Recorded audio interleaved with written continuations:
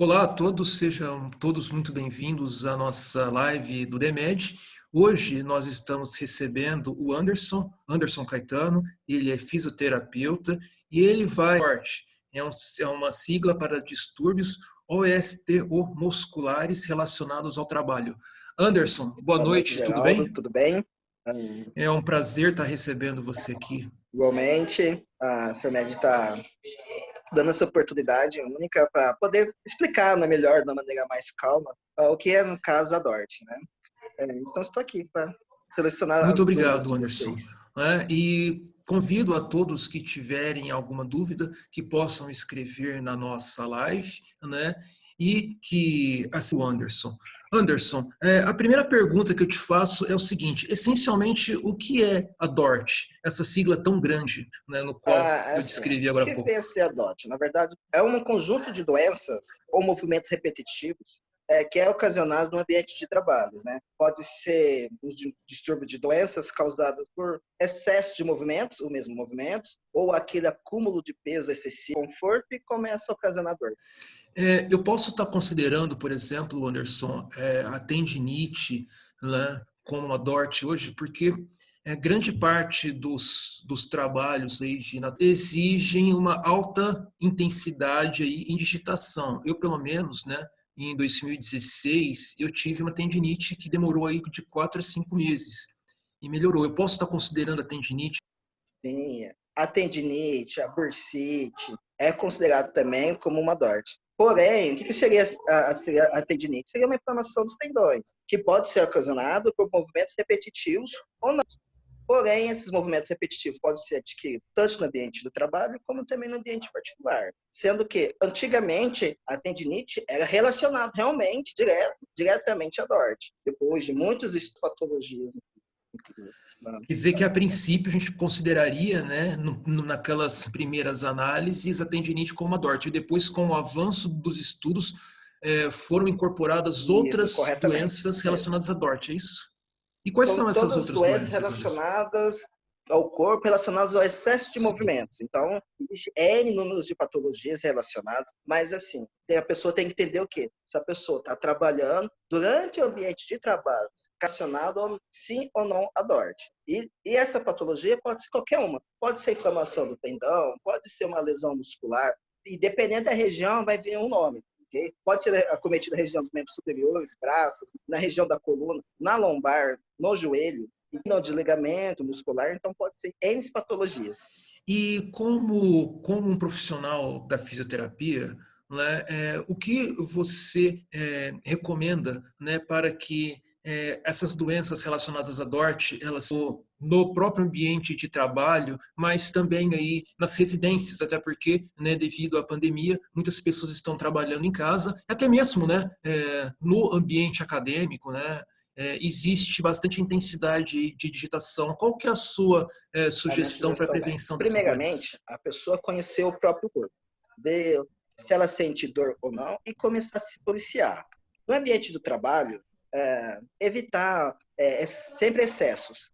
O acúmulo de barulho, o acúmulo de peso, evitar aqueles movimentos. Começou a sentir algo no corpo, para e peça. Nossa, isso não é normal. Para, respira, vê o que está acontecendo. O movimento está muito repetitivo? Para um pouquinho, alonga o braço, alonga a perna. É questão postural, se posiciona normalmente. Se algo está incomodando, está errado. Você Vai aí diz que analisar. algo, por exemplo, incomodando seria necessariamente uma Isso. Se dor, tiver é alguma coisa isso? incomodando, for uma dor, é porque cada um sente a dor de uma maneira. Mas você vê que uma coisa saiu da normalidade, está ocasionando dor, para e analisa e vê o que está acontecendo. Seria correto, Anderson, eu dizer, por exemplo, né, especificamente no caso da tendinite, né, 50 minutos de trabalho, alongamentos, né, ou algum tipo de ginástica laboral, né, ou intervalos maiores, né, ou de 4 em 4 horas, colocando uma jornada de 8, né, qual é a abordagem com relação,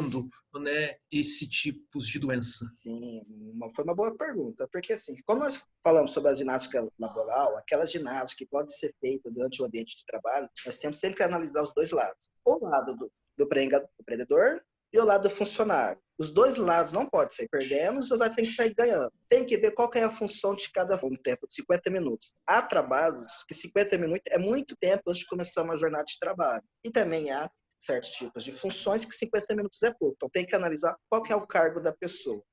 Realmente, a ginástica laboral é muito importante no ambiente de trabalho. Sentado, fazendo certo tipo de movimentos, é adequado realmente, em prazo de 1 hora, mais ou menos, parar um pouquinho, ou, se possível, no intervalo de cada cliente, parar um pouquinho, pelo menos esticar o braço, tá sentado, fica pelo menos em pé por alguns segundos, muda as pernas, sai um pouquinho da mesma posição. Isso realmente é muito bom para o corpo. E na sua opinião, Anderson, as empresas brasileiras, elas possibilitam aos seus colaboradores esse intervalo, né, esse tipo de doença? O que você tem observado na sua prática Na minha prática profissional? profissional, ainda não é 100% que atingimos esse patamar da ginástica laboral. Realmente, há muitas empresas que não adquiriram esse trabalho. Porém, também aquela função cultural também, que há aquelas pessoas que só fazem por questão por patologia. Não. Quando a partir do momento que a pessoa começar a falar, não, eu tenho que fazer isso, ou a empresa vai começar a estimular os funcionários também, tá? Realmente, é benéfico? É, mas a pessoa também tem que adquirir aquela opinião própria, falar, não, vou ter que fazer exercício, ginástica. A pessoa tem que adquirir essa cultura. Não somente depender das empresas. Quer dizer, então, que existe aí, né, um duplo Sim, problema, né?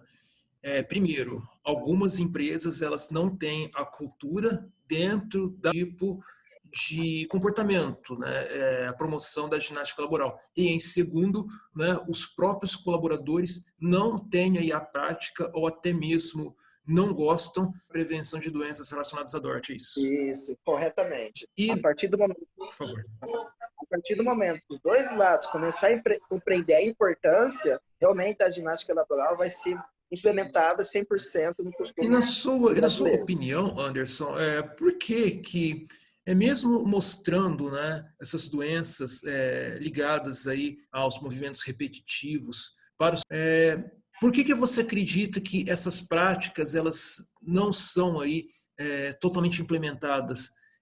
Você acredita que seja aí falta de ginástica laboral, pressão de tempo, né, para entrega de trabalhos, né, metas, enfim, ou seria lapso mesmo das pessoas, em outras palavras, né, seria tipo de atividade? Qual que é a sua análise sobre esse cenário? A minha análise é a seguinte: falta realmente um pouco de conhecimento de alguns, e também falta também muitas pessoas acreditam aquilo. Não vai acontecer comigo. Muitas pessoas têm esse tipo de pensamento. As pessoas falam que realizar ginástica super pesada, super esforçada. Não, as pessoas têm que começar a entender. Quando você começa a praticar exercícios, tem exercícios específicos para cada função. Às vezes, apenas um alongamento está promovendo a saúde. Só que muitas pessoas não adquirem esse conhecimento e muitas não querem entender que exercícios podem ser feitos a partir dessa maneira também. Mas quando as pessoas começarem a compreender os benefícios e as várias maneiras que pode realizar exercício, elas vão começar a exercício, tanto em casa como no ambiente de trabalho. Quer dizer, então, que a gente chega, né, em uma conclusão que parte desse problema é devido à falta de conhecimento das pessoas e da ginástica laboral para a prevenção da DORT, é isso? Isso, corretamente. A partir do momento que eles começarem a compreender os benefícios que o exercício traz, os dois lados vão começar a adquirir melhor a aceitação da ginástica laboral. Mesmo você falando, tendo um curto prazo, tem que cumprir a meta. Não, a partir do momento que lá, porque não será todo dia necessariamente que você vai precisar fazer exercício. A E, partir do momento que e como que a gente tem que fazer para estar sendo mais efetivo na comunicação com os colaboradores, com gerentes, a prática, né, da ginástica laboral, ela seja efetivamente implementada, né, praticada, ampliada, né, nos ambientes de trabalho. Você acredita divulgação desses benefícios? Esse conhecimento já existe? Qual a sua a minha leitura? leitura é o seguinte: o conhecimento já existe. As pessoas têm que começar a adquirir mais e tentar descobrir as maneiras de como chegar ao conhecimento. Um gerente, um dono de empresa, ele não precisa em si saber aplicar os exercícios. Ele precisa de um fisioterapeuta ou empresas especializadas. A partir desse momento, eles irão avaliar, irão conversar com os gerentes e também irão conversar com os funcionários. E a partir daí que ele vai estipular maneiras de elaborar os exercícios, né? E vai ser o gerente em si não precisa fazer tudo. Ele basta contratar um profissional, que o profissional irá fazer essa parte para ele. Então, muitos têm medo de ir atrás da informação, achando que vai ter muito mais coisas, muito mais funções para eles fazer. Não, cabe aos profissionais E específicos acredito realizar essas também, funções. né, Anderson, que existe também, né, uma falta de conhecimento referente aí aos custos da DORT, né, que devem ser absurdamente altas. Eu lembro que na época que eu peguei, né, tendinite, eu precisei, né, de estar me afastando do trabalho, que eu fazia, que existe uma falta de comunicação referente também aos custos, né, da DORT para as empresas, e a partir do momento que elas tiverem custos incorridos, elas possivelmente mudariam de comportamento? Sim, realmente mudaria, porque a partir do momento que tem um funcionário afastado, aquele funcionário vai ter que ter um substituto. E nesse período tem aquele tempo de treinamento, aquele tempo de experiência, e tudo nesse período ele está perdendo tempo. Fora evitando esses tipos de lesões, está evitando lesões, está evitando afastamento, você tá ganhando dinheiro, você não está perdendo dinheiro. E também você promovendo a saúde, é muito importante a promoção da saúde, você vai estar estimulando o funcionário. Às vezes o funcionário está com uma dor, ocasionar uma lesão. E também a dor vem acumulado com outras coisas. Aí também pode vir um estresse, também, que é uma coisa que está muito atual, o estudo sobre estresse. A empresa prevenindo essas coisas vai dar um bem-estar para o funcionário. O funcionário, quando ele está bem, ele vai realmente produzir mais. Então, a empresa só vai lucrar com isso. Então, quando pensar em custo, é a saúde do que você afastar o funcionário, treinar outro funcionário, e se conseguir também. Né? Sim, até porque alguns funcionários têm um conhecimento muito crítico a partir do momento que ele é subtraído da empresa, todo o seu operacional é comprometido consequentemente. E eu digo até mais, né? À vista do colaborador, né? Não adianta nada trabalhar para ganhar dinheiro e depois gastar todo esse dinheiro com remédios, fisioterapia médica.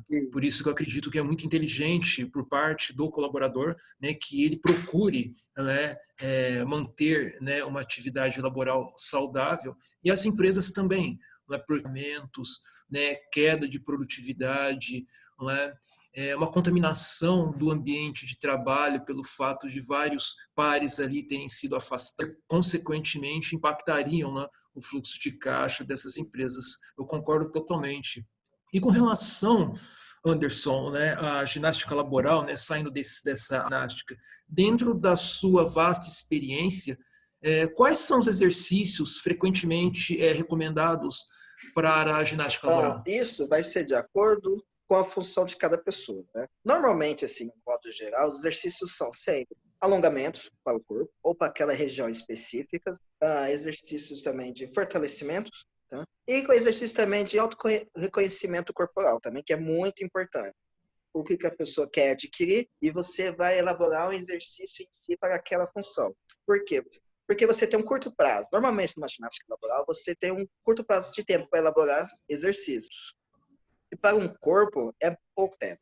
Porém, se for aquela coisa bem específica, dá para fazer normalmente, tranquilamente, de uma maneira que a pessoa, o empregado, possa realizar o exercício especificamente, tranquilamente, sem aquele esforço, seguindo todas as instruções corretas. Então, assim, não há aquele protocolo correto. É aquela analisar a Você pessoa e disse a analisar a função. respeito, né, do autoconhecimento corporal. Essencialmente, o que seria, Anderson, e como que a gente pode conseguir A esse melhor maneira de você autoconhecimento adquirir corporal? esse conhecimento moral é você saber qual é o limite do seu corpo. O que o seu corpo faz? Com Um exemplo, certeza. você sabe, se você fazer uma caminhada por 10 minutos, se você realizar essa caminhada todo dia por 10 minutos, você sabe que realiza sem dor. A partir do momento, se você aumentar essa caminhada, você sabe que você consegue andar 10 minutos por dia. Você já é uma maneira de você conhecer seu próprio corpo. E quando eu falo assim, conhecer a sua imagem corporal, no dia a dia você sabe como você está. Você levanta de manhã, nossa, tá um incômodo aqui, eu sei que no dia anterior eu trabalhei muito, ou fiquei muito cansado. Você está com dor, mas você sabe o motivo. Ou você levantou aquela manhã bem, porque você sabe. Você sabe, nossa, está uma coisa de errado. Ou, nossa, está tudo bem. Essa é aquela imagem que você tem que ter de você. Em outras palavras, né, eu não sei se eu entendi perfeitamente, mas você me corrija se eu estiver equivocado.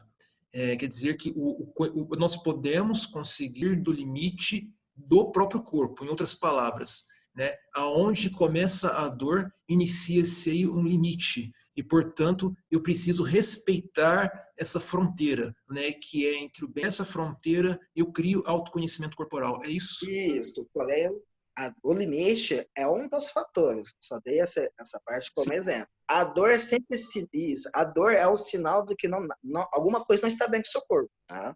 Você tem que começar a entender isso. Você tem que entender assim, a dor, seu corpo está avisando que não está dando certo. Então, eu vou avisar para você, através da dor, para você parar e ver o que está acontecendo. Isso é um dos fatores no autoconhecimento. Tem pessoas que começam a conhecer o corpo através da parte espiritual, a dor como o limite como um parâmetro. Mas você está correto. Ótimo. E dentro do ambiente de trabalho, Anderson, né, quais são aí, né, quais são as frequências ideais, né, para se realizarem, né, os A exercícios de frequência ginástica vai ser laboral? de acordo também como a empresa disponibiliza esse horário também. O ideal seria realizar 3 vezes na semana, que não ia prejudicar nem a empresa e também não ia ter um tempo adequado para a pessoa realizar os exercícios. Se não der para fazer 3 vezes na semana, tenta pelo menos 2. Uma vez na semana é um prazo muito curto. Você realiza um exercício longo para você retornar. O ideal seria de 2 a 3 vezes na semana.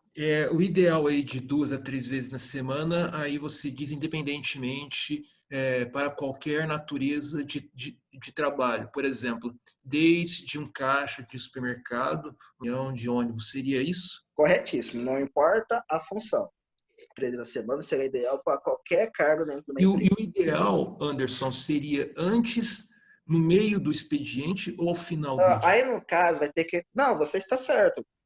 Realmente, as 3 maneiras de realizar esse exercício. Início, para você preparar o funcionário para a rotina, para a sua função, para a sua função. No meio, para você dar um tempo para aquela função, a pessoa, antes de começar a sentir a dor, você realiza uma atividade para a pessoa ficar mais calma. No final, a pessoa, após um expediente de trabalho, que é esse expediente cansativo, estressante, no final a pessoa realiza umas ginásticas, exercícios, para quê? Para recuperar aquela parte de estresse. As 3 maneiras estão corretas. Porém, não é todo lugar que está disponível as 3 maneiras.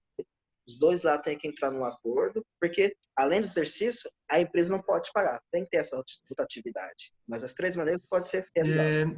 Dado aí a pandemia, Anderson, muitas pessoas acabaram sendo alocadas para suas respectivas residências, né, para continuarem.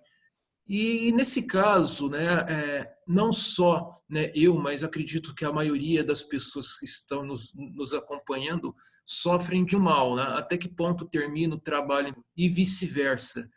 E nesse ponto, né, onde mistura-se aí, né, o trabalho doméstico e o trabalho empresarial, acadêmico, seja ele qual for, na sua ter, né, para evitar DORT no ambiente home office.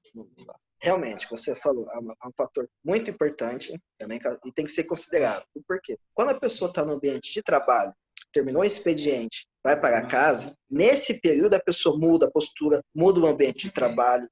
E só nesse curto prazo, a pessoa, entre aspas, está em casa, às vezes está trabalhando, já vai realizar outra função. Não há esse intervalo. Então, realmente, aquele estresse, aquele acúmulo de exercício aumenta. Porque a pessoa tem que começar a reparar. Primeiramente, a postura. Tá? A pessoa tem que começar a ver. Fica muito tempo sentada, o assento, na cadeira, já está em casa, vai ficar muito tempo sentada no sofá, a pessoa tem que começar a olhar a postura. Também a pessoa tem que analisar também a sua mesa. A pessoa está na altura dos olhos, está adequado para pessoas, porque às vezes a pessoa pensa assim, nossa, estou em casa, eu vou achar um lugar mais cômodo para mim. Muitas vezes isso não é bom, não é benéfico, a pessoa ficar mais confortável. Se a pessoa ficar muito tempo confortável, não for o ambiente correto, vai ocasionar dor. Normalmente nas empresas, os móveis, já é tudo planejado da maneira ergonomicamente positiva para o funcionário, mas em casa não. Isso aqui é conforto. Então a pessoa tem que analisar isso. Se não analisar, vai ver aquelas dores no pescoço, que é muito comum nessa época, estou atendendo muito, nos ombros, a pessoa tem que começar a relaxar, a perceber se os ombros não estão muito elevados, de estresse, de ficar muito no computador. Às vezes ela percebe, quando ela vai relaxar, nossa, acabei meu serviço. Ela fala, nossa, acabei, ai que dor. É comum. Aumentou muito a quantidade de pacientes. Durante a sua rotina, na sua casa, tenta avaliar essa postura também. Relaxa um pouco os ombros, relaxa, estabeleça intervalos. Você tem que começar a se policiar, a se monitorar.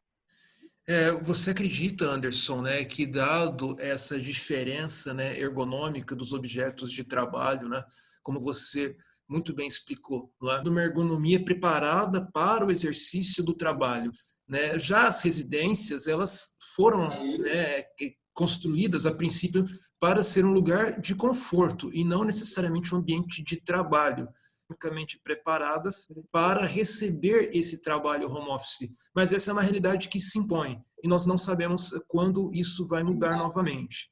Na sua opinião, como que nós podemos aí adequar o residencial, né, o doméstico para o exercício do trabalho? Assim, vamos lá. O exercício do trabalho na sua casa.